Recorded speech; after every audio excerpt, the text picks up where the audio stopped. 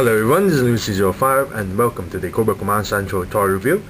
As a special request from digioverlord, hope you're watching this.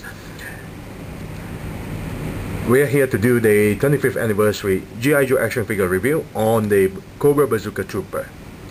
Now, before we go to the figure and the accessories, let's take a look at the packaging. Now, this figure and the artwork and everything didn't appear in the 80s and 90s. This is totally new. Well, sort of new. They just add the RPG rocket and the harness and make the helm with netting, and that's it. Still, it's a nice addition to your Cobra army to have an anti-armor soldiers. Not bad artwork. Still detailed, but it's not done in a very... the armor is not that impressive. At the back here you have the older waves, and at the bottom it's stated Anti-Armor Trooper, codename Cobra Bazooka Trooper, file name various, primary military specialty will be anti-armor, secondary military specialty infantry, birthplace various, and he codes data input, digitized logistics, coordinate computation. Who needs it? Let the techies play with their toys. It's simple really. Aim, launch, enjoy big explosion. I really like this laid back quote. Can't believe they actually put the word computation. Whatever. Now, let's take a look at the figure's accessories. Comes a whole slew of accessories. You have the globe 9mm, a dagger which all Cobra Troopers have, which I can store it here, this link here. Removable helm that shows his bolt, poor guy, and this helm is netted with all the netting. Underneath it is black.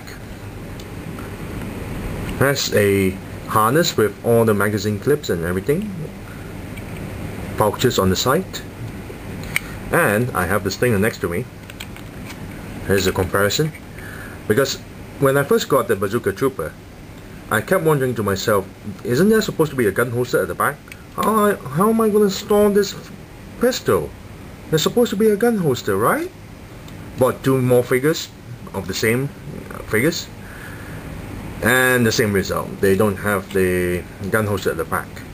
And then the stinger here have a gun holster. I don't know why in God's name that they decided to remove the gun holster at the back. And we have the RPG rocket, really nicely painted, black, dull wood, sort of dull swampy color rocket head, really detailed, very nice. Now let's take a close look at the figure. First we have the base stand, have a nice Cobra logo there with a peg to hold the figure, and stated code name Cobra Bazooka Trooper.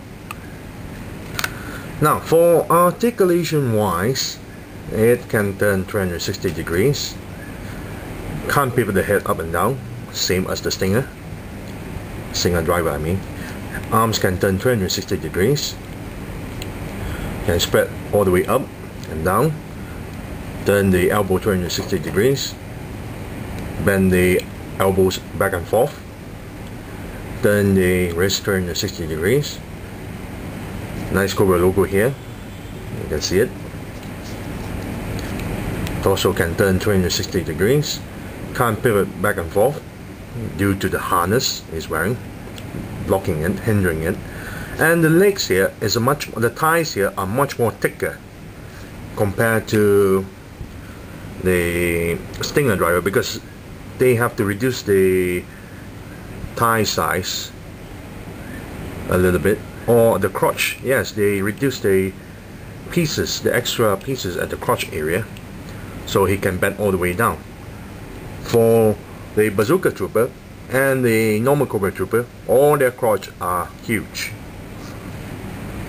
As I can bring the other one here, you can see they both have huge crotches.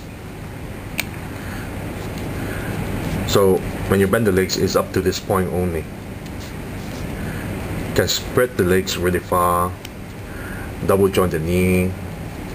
Can pivot the ankles downward. My version, my Cobra Trooper here, his ankle is frozen, and he's not the only one. My other Bazooka Trooper had the same problem with one of the ankles, so I don't know why. At least one of my other Bazooka Trooper don't have any problems with the ankles, but this one has. So that's all the articulation for this figure.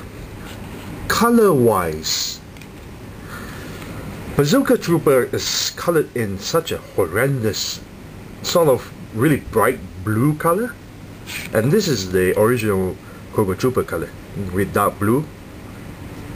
I don't know what's gone into their minds for Hasbro to actually opted for this kind of version color. It's so bright, and he's an anti-armor guy. It's like a walking target. And if you want to pose him in that similar fashion over there, you can. Sort of. This is as close I can get with him.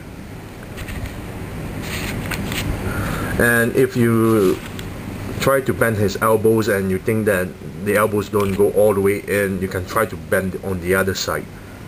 So he can, both his hands can actually reach to grab the two handles here. Because the two handles are really close together. So by doing so, you can actually do this kind of pose. So if I'm going to give a rating of this figure, the colors is so bad. I mean, why can't they use this color? The colors is so bad. I really don't like this really bright color. Accessories are not bad. Granted, I really like the RPG rocket, but the harness at the back here don't even have the gun holster.